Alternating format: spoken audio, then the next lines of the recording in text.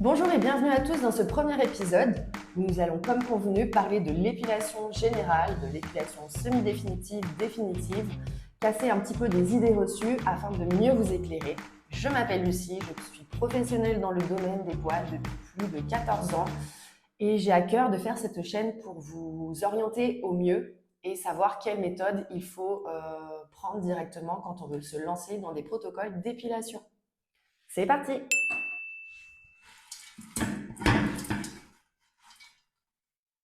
Alors, est-ce que le SOPK empêche d'avoir un résultat définitif?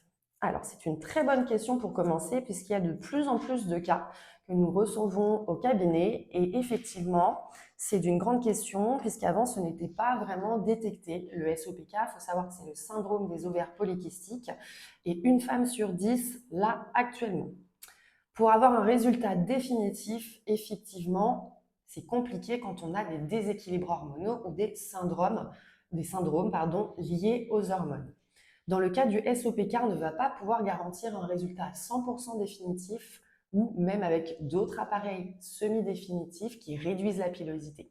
En épilation électrique, nous allons vraiment éliminer de manière définitive les poils qui vont être en croissance. Cependant, après un traitement complet, pour une personne classique, on va être entre 5 à 12 mois pour éliminer l'entièreté des cycles pilaires qui arrivent, c'est-à-dire le nombre de poils qui ne poussent pas en même temps. Pour tous les avoir, il va falloir minimum 12 mois. Pour les personnes qui ont un SOPK, il va falloir déjà entre 14 mois et 18 mois, voire plus longtemps, en fonction de la quantité de poils que vous avez, puisque l'épilation électrique, en l'occurrence, c'est du poil par poil. Mais c'est la seule méthode 100% définitive sur des poils qui poussent en croissance. Donc non, nous n'allons pas pouvoir avoir un résultat définitif. Cependant, nous allons pouvoir contrôler la repousse. C'est-à-dire qu'après un traitement complet, une personne qui a SOPK peut avoir un résultat complètement net. Et ensuite, les hormones dues au SOPK qui produisent plus qu'une personne qui n'a pas de déséquilibre peut avoir des nouvelles repousses, des nouveaux poils qui se forment.